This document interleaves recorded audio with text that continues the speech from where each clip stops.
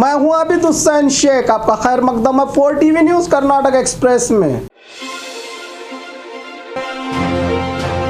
Home minister R Gyanendra इस्तीफा दे, सिद्धरामैया की demand. Home minister R Gyanendra किस आधार पर गैर कानूनी पीएसआई भर्ती एग्जाम्स रद्द होने के बाद भी गृह मंत्री के पद पर बैठ सकते हैं? विपक्षी दल के नेता सिद्धरामैया ने किया सवाल और कहा कि आर ज्ञानेंद्र इसमें शामिल आरोपी अधिकारियों की रक्षा कर रहे हैं और मांग की कि अगर घोटाले की जांच निष्पक्ष रूप से की जानी है तो फौरन मुख्यमंत्री आर ज्ञानेंद्र को कैबिनेट दर्जे से निकालकर इस्तीफा ले। सिद्धरामैया ने मीडिया से बात करते हुए कहा कि गृह मंत्री जानते हैं कि भ्रष्टाचारी, ठगने वाले और बलात्कारियों को बनाए रखना उनका कर्तव्य है, लेकिन पुलिस विभाग इस तरह से असफल होकर सुरक्षित नहीं हो सकता जिसका चौकीदार ही लापरवाह, बेईमान और नाकाबिल हो। तो ऐसे पीएसआई की भर्तियों का होना कोई चौंकाने की बात नहीं, दोबारा एग्जाम चलाना ही इनकी बड़ी नाकामी है। सही तरह से जांच, दोबारा परीक्षा का फैसले से नाराज होम मिनिस्टर को इस्तीफा देने की मांग को लेकर सीएम से जवाब मांगा सिद्धरामैया ने।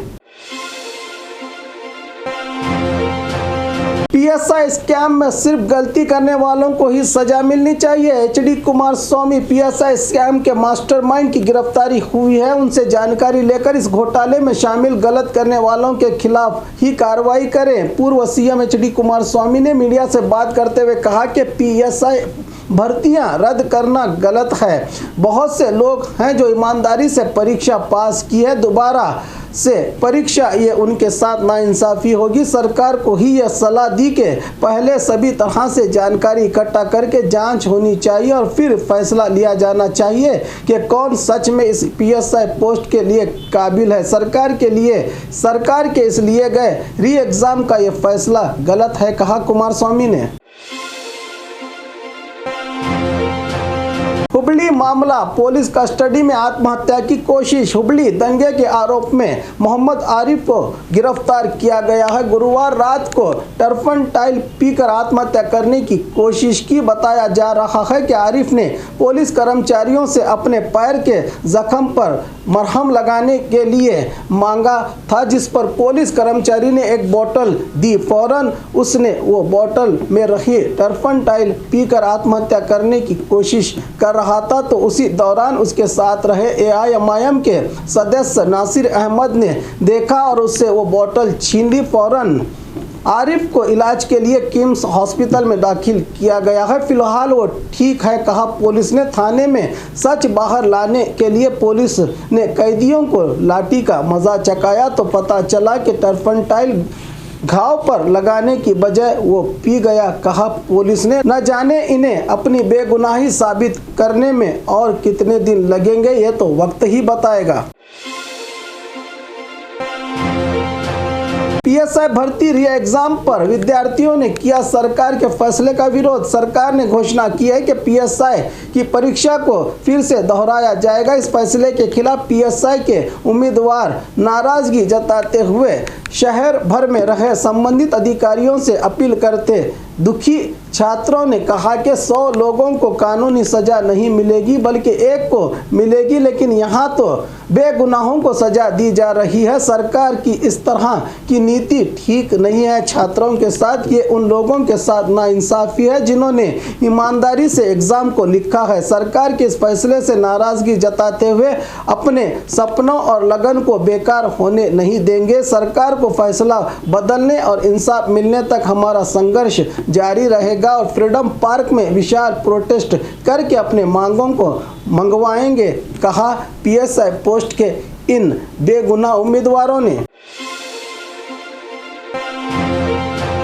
पीएसआई भर्ती दोबारा एग्जाम पर आईपीएस अधिकारी डी रूपा का ट्वीट। 545 पीएसआई स्कैम के गैरकानूनी भर्ती को रोकने गृह मंत्री ने दोबारा से एग्जाम चलाने की बात कही है। पुलिस विभाग में इन भर्तियों को लेकर कई शक पैदा हो रहे थे, जिसको लेकर पुलिस नियुक्ति विभाग के एडीजीपी अमृत पॉल को सरकार के ट्रांसफर करने से ये बात साबित हो गई कि पीएसआई भर्ती में बड़ा घोटाला हुआ है। ये ट्रांसफर बड़े दबाव के बाद हुआ है। दोबारा एग्जाम के फैसले से उन बच्चों को इंसाफ मिलेगा जो होनहार और काबिल हैं। ये बात आईपीएस ऑफिसर डी रूपा ने ट्वीट में कहा कि नियुक्ति करने की जिम्मेदारियों का चार्ज संभालने वाले आला अधिकारियों की गैर जिम्मेदारी से गैर कानूनी चलाए जाने वाले एग्जाम्स के चलते सिर्फ ट्रांसफर से बात नहीं बनेगी। अगर भविष्य में ऐसे अवैध भर्तियों और कामों को रोकना है तो सख्त से सख्त कार्रवाई होगी, तो ऐसे काम रुकेंगे, कहा आईपीएस अधिकारी डी रूपा ने। दलितों के सामाजिक बहिष्कार के ज्यादा मामलों से कोप्पड़ को लगा काला कलंक। बैकवर्ड दलितों के साथ नाइंसाफी, कटिंग से इनकार, होटल और मंदिरों में दाखिले पर पाबंदी, गांव में पीने के पानी से लेकर जरूरी चीज़ों को पाने के लिए कई तरह की पाबंदियां लगाकर आज भी अछूत का एहसास दिलाया जाता है इन दलितों को, जो 21वीं सदी में भी इस परंपरा के रुकने का नाम नहीं ले रही। इसके खात्मे के लिए ऑफिसर्स जिले के 661 देहातों की एक रिपोर्ट ले रहे हैं ताकि ये जानकारी हासिल की जा सके कि अछूतपन कहां-कहां मौजूद है। तकरीबन 400 देहातों के सर्वे रिपोर्ट डीसी को पेश की गई है। रिपोर्ट में कुष्टगी के मियाँपुर में दलित बच्चे के मंदिर में दाखिल होने पर जुर्माना लगाया गया था और हर गांव में मंदिर आने पर पाबंदी, कटिंग से इनकार, खाने की थाली और लोटे पर भी पाबंदी जैसे कई केसेस हो चुके हैं अब तक इस जिले में। इस रिपोर्ट के मुताबिक अछूत प्रैक्टिशनर के प्रोसिक्यूशन को इस नाजायज परंपरा की शिक्षा दी जाएगी, जिससे इस अछूत खात्मे को लेकर जागरूक किया जाएगा जनता को, तो कोप्पड़ पर लगा ये कलंक मिट जाएगा, कहा डीसी ने।